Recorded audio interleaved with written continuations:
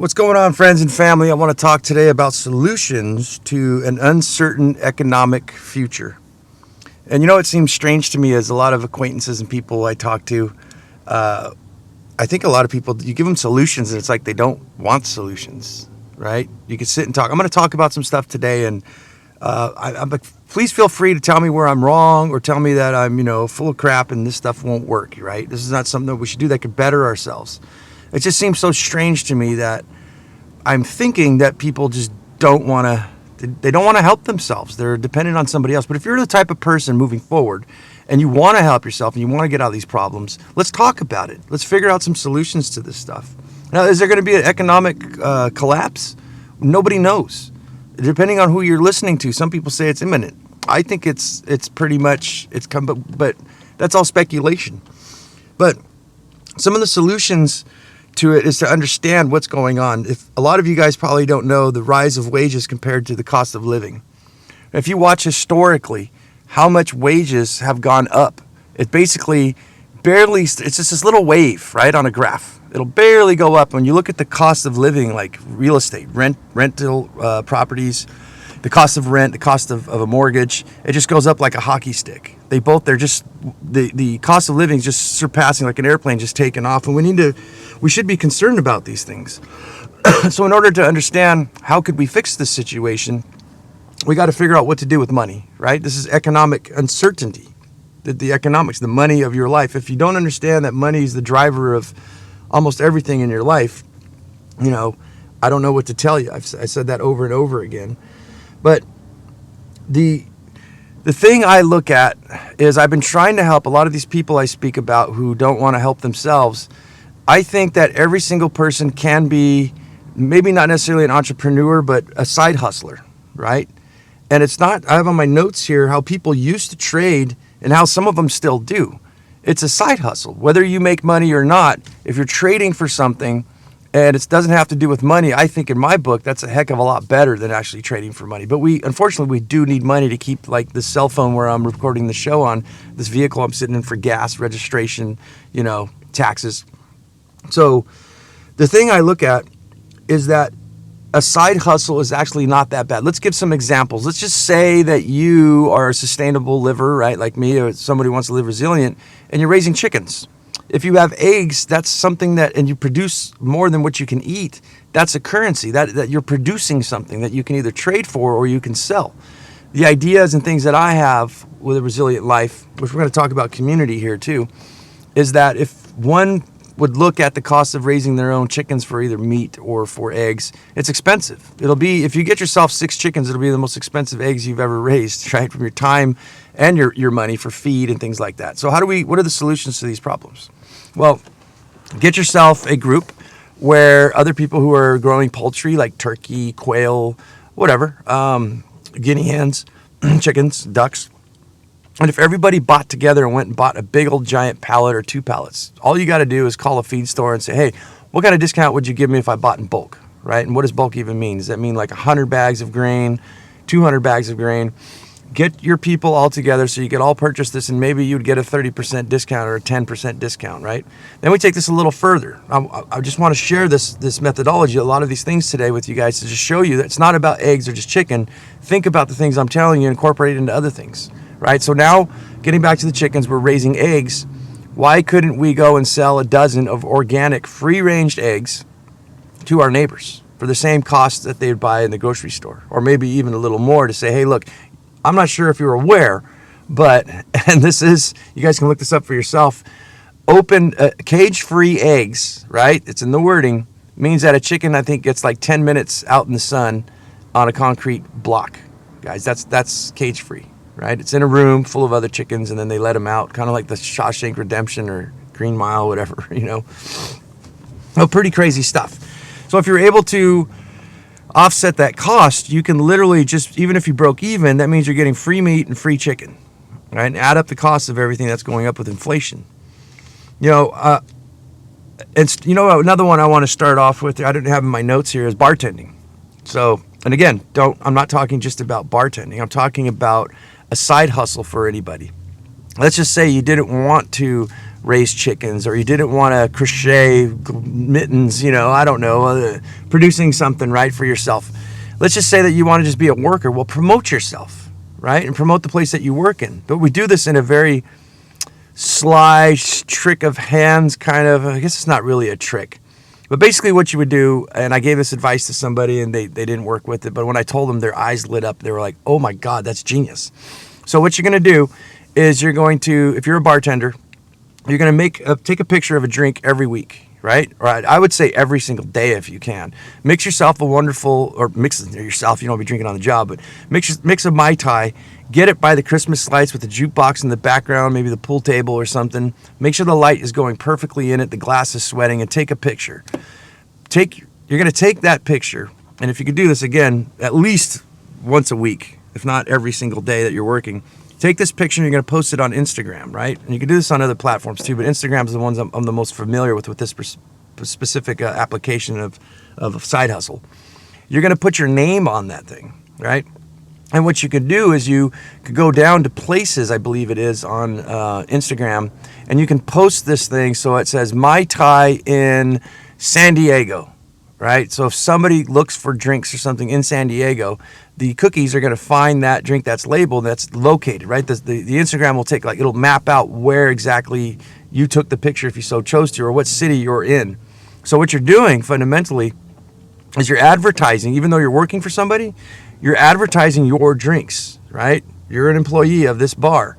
And what you do is you tell the people, I work at blah, blah, blah, blah bar, or whatever, Adrian's Bar and Grill.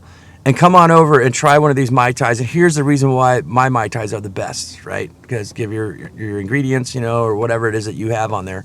And when you come into blah, blah, blah bar, Adrian's Bar and Grill, ask for Adrian, and I will mix one of these up for you, and I'll put some love into this thing. And you keep posting these pictures. So you create this whole entire Instagram page where people start flipping through, and they got all these different drinks and colors, right? All this stuff that's appetizing, that's appealing to people.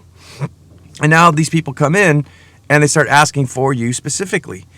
Well, what would happen if you had 100 people interested? What if you had 200 people interested? What if you had 500 followers? What if you had 1,000 followers, right? It just kept growing and growing, which it will if you keep hustling. And you decide to tell your boss, hey, man, I want to raise, or I want to do something here. I want to make more money, and I have, here's what I've been promoting for free and all this kind of stuff. And your boss says no. What would happen if you went to a new bar, a new place, give your 2 weeks notice, or, go put an application in, and come to the owner and say, you want to hire me? I was making $25 an hour, but I feel like I should deserve $30 an hour, and here's why.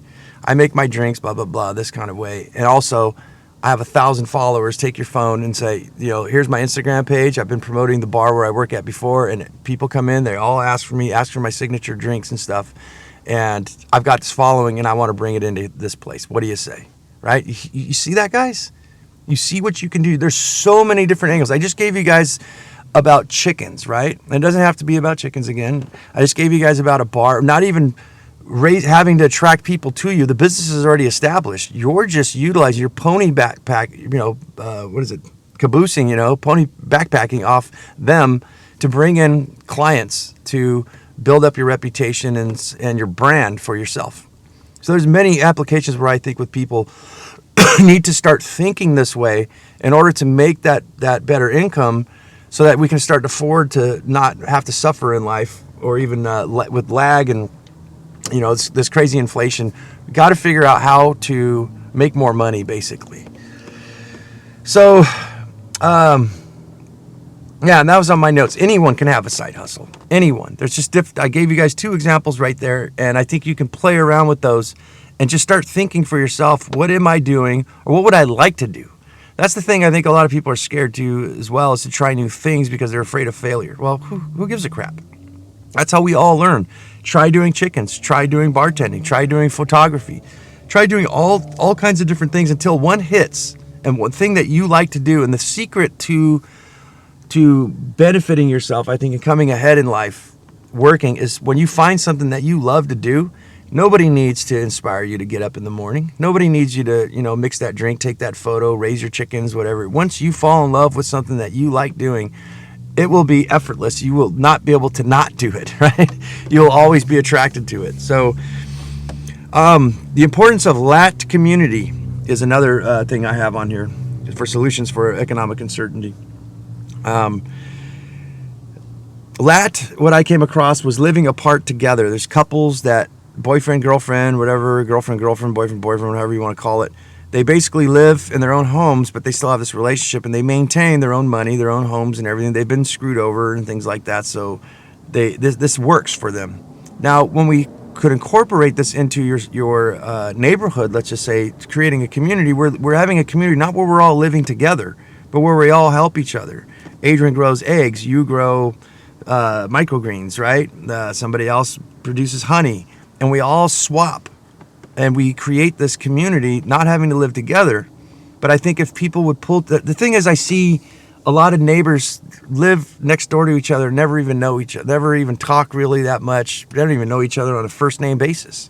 But if we were able to expand upon this and create community, I think it takes just one person to set stuff up and literally just give a gift to somebody, right? Here's a jar of honey I grew myself, right? Would you like it?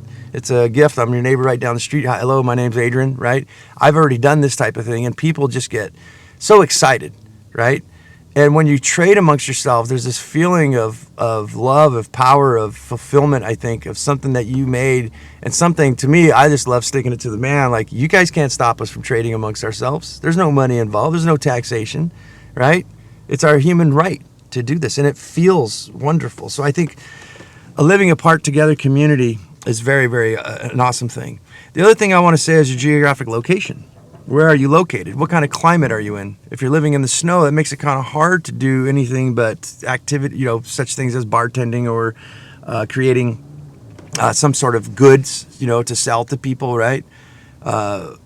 Whether it be like arts and crafts and things like it limits you. But you go into places where it's warmer, where there's a lot more temperate climate, like here in San Diego, and, it actually opens up the doors to many, many things. So geographically, wherever you're located, if you're in the deserts, or the mountains and the snow, or a very ice cold country, it makes it a little difficult.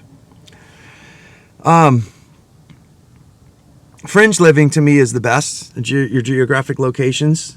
I think there's a lot of stuff.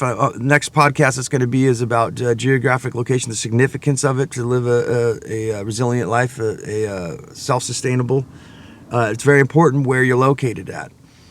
So fringe living to me is right outside of a big city where you have the quietness. You have usually more land because you're not dead smack in the city. But living in the city also has its perks too, because if you're doing such things as spin farming, gardening or farming on somebody else's property you don't own, and you're right on a busy street and people see you out in that garden, see fresh produce all the time, somebody's bound to stop by and talk to you and say, hey, what are you doing here? Do you guys sell this stuff? How do I get in? And it creates community. And so I think you have, there are different things geographically wherever you're located, whether it's weather or it's the population. How many the exposure that you get? It's a lot easier to get exposure in the city. And there's lawn clippings. There's all kinds of things that you can do as far as gardening. And I'm not just talking about lawn clippings. There's if you wanted to make basically repurpose anything, wood pallets, right, into furniture. If you wanted to make bokashi and you needed the rice hulls and stuff like that, or barley hulls, you can go down to the local bar. You can get free gunny sacks at the coffee shop, right, to do, say, artwork or something, or gardening, or whatever it is that you're doing. So it's very important for us to consider geographically where we're at in hard times to have, I think, when I think about this, it's like living in New York, right? Everything just freezes over. You're in spin farming, right? And it makes it very difficult. Where you come to California, which is just as expensive as New York, you have lots of land, especially out here in San Diego. I moved here geographically too because there's a lot of people who are rich who have lots of money. And it was the best move I've ever made. I'm fringe living the wealthy, so my business does phenomenal out here. Now I can move to a cheaper part of town and pay less rent, but I'm making way less money. Again, I'm a business owner and entrepreneur, so it's probably a little different for me. But again, going on the bartending and stuff like that, you're going to get better tips. You're going to get money goes where money's treated best. So if you can place yourself geographically in an area, to weigh this out, with the money, with the pay, why would we go live with us poor people? If you're poor and you're living with poor people, nobody's got money. Nobody's going to want to buy the things that you do, right? If you live middle class, maybe you in a neighborhood, that's where people might want to buy eggs and honey and, things of that nature, chicken meat, and they're going to bars. But then if you could live on the fringe where the wealthy are at, and you work where these people spend their time, you're making more money with tips, as I said, and everything. There's a lot more opportunity. So guys, I think I'm babbling on at this point, but it really concerns me about the well-being of people, and I wanted to just share this message today to help people that, to maybe inspire you guys that, hey, you don't really even have to start a business. Raising eggs or the things we spoke about today, there's no business involved. It's very simple. You can take it as high scale as you want or as low scale. Maybe some of you are saying, I don't really have the space for chickens. Go find somebody who does have the space and give them free eggs. And maybe there's people out there with a half an acre, right? And you can raise 100, 500 chickens. So guys, that's the show. I hope that helps you out. And I hope you guys fare well through this nasty weather if it is coming. I think it is. And I think a lot of us need to start preparing and having these type of conversations. So I'll see you guys on the next one. Thanks for watching.